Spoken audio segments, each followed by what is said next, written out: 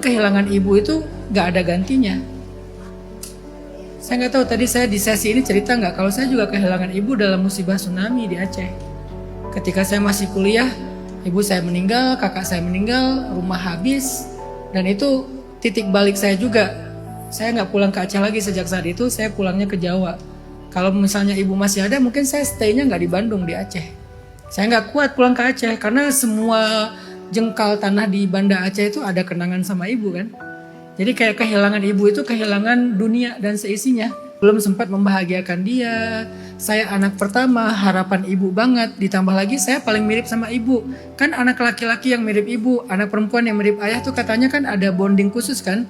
Sehingga kayak ibu tuh nunggu-nunggu kapan punya mantu dari saya, kapan punya cucu dari saya. Ternyata beliau pergi duluan.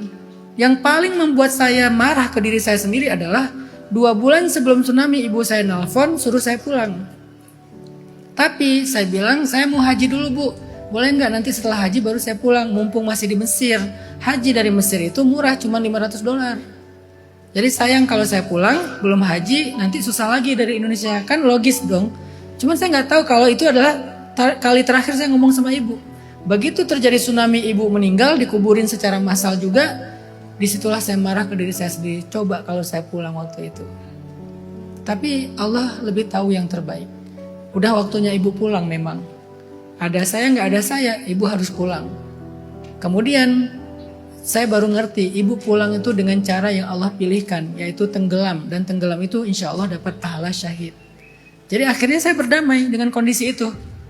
Terus bagaimana dengan lanjutan hidup saya?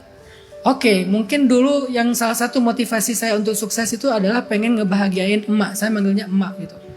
Tapi sekarang saya jadi tahu, saya sukses bukan hanya untuk satu orang, harus untuk lebih banyak orang. Dengan banyaknya amal-amal yang bisa saya lakukan lewat dakwah, saya meniatkan pahalanya ngalir juga buat emak. Kalau dulu saya nggak bisa ngebahagiain emak di dunia, saya masih bisa kok ngebahagiain emak di akhirat.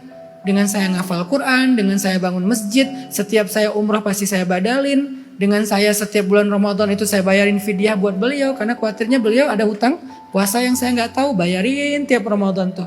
Dulu saya sombong, saya pikir ibu tuh bisa saya bahagiakan.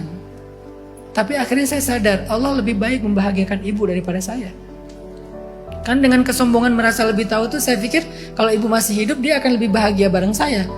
Padahal di akhiratnya kalau kita husnuzon, Allah lebih baik loh membahagiakan mereka di akhirat dengan alam barzakhnya yang raudhah min riyadil jinan, taman-taman surga. Memangnya kita pikir di dunia itu lebih baik daripada di surga? Enggak.